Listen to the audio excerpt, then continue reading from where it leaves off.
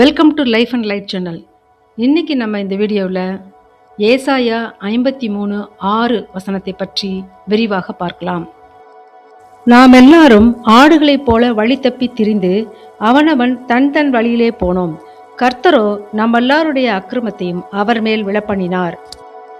இந்த ஒரு வசனம் மனித குலத்தின் நிலைமையையும் கர்த்தரின் அளவற்ற கிருபையையும் அழகாக படம் பிடித்து காட்டுகிறது. வேதத்தில் நாம் அடிக்கடி ஆடுகளுக்கு ஒப்பிடப்படுகிறோம். ஆடுகள் இயற்கையிலேயே திசை தெரியாமல் எளிதில் வழி தவறி போகும் குணம் கொண்டவை.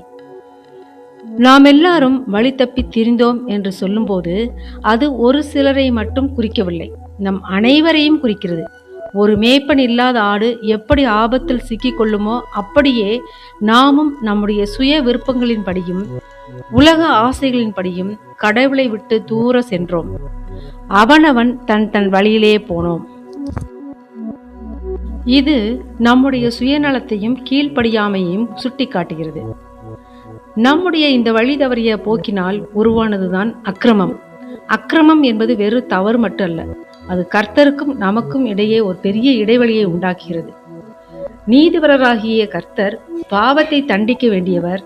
ஆனால் நாம் செய்த தவறுகளுக்காக தண்டனையை அவர் சுமக்க வேண்டிய இடத்தில் ஒரு மாபெரும் அற்புதம் நிகழ்ந்தது. இந்த வசனத்தின் 2ஆம் பகுதி நம்பிக்கையின் ஒளி. கர்த்தரோ நம் எல்லாருடைய அக்கிரமத்தையும் அவர் மேல் விழப்பண்ணினார். இங்கே அவர் என்பது இயேசு கிறிஸ்துவை முன்னறிவிக்கிறது. நாம் சுமக்க வேண்டிய பாவ பாரத்தையும் நாம் அனுபவிக்க வேண்டிய தண்டனையும் தேவன் தம்முடைய குமாரனாகிய இயேசுவின் மேல் சுமத்தினார். சிலுவையிலே அவர் நமக்காக பாடுகளை அனுபவித்தார், நமக்காக தழும்புகளை ஏற்றார், நமக்காக பலியானார். நம்முடைய அலைந்து திரிந்தலுக்கு முடிவாகவும் நம்முடைய பாவங்களுக்கு பரிகாரமாகவும் அவர் மாறினார். இந்த வார்த்தைகளை கேட்டுக்கொண்டிருக்கும் நீங்களும் நானும் தனிமையில் அல்லது குழப்பத்தில் இருக்கலாம். ஆனால் ஒன்றை நினைவில் கொள்ளுங்கள், உங்கள் மேய்ப்பன் உங்களை தேடி வந்திருக்கிறார். உங்கள் பாவங்கள் மன்னிக்கப்பட்டு விட்டது. அந்த அன்பு மேய்ப்பனிடம் இன்று திரும்புவோம். இப்பொழுது நாம் ஜெபிப்போம். அன்பின் பரலோக தகப்பனே, உம்முடைய பரிசுத்த நாமத்திற்கு சோத்திரம். இன்று ஏசாயா 53:6 வழியாக எங்களோடு பேசின வார்த்தைகளுக்காக நன்றி செலுத்துகிறோம். ஆண்டவரே, உண்மையிலே நாங்கள் ஒரு ஆட்டை போல பலமுறை வழி தப்பி திரிந்திருக்கிறோம். உம்முடைய கட்டளைகளை மறந்து எங்கள் சுய விருப்பங்களின்படி இந்த உலகத்தின் மாயான வழிகளிலும் நடந்து உம்மை விட்டு தூரம் போனதை நான் தாழ்மையோடு ஒத்துக்கொள்கிறோம்.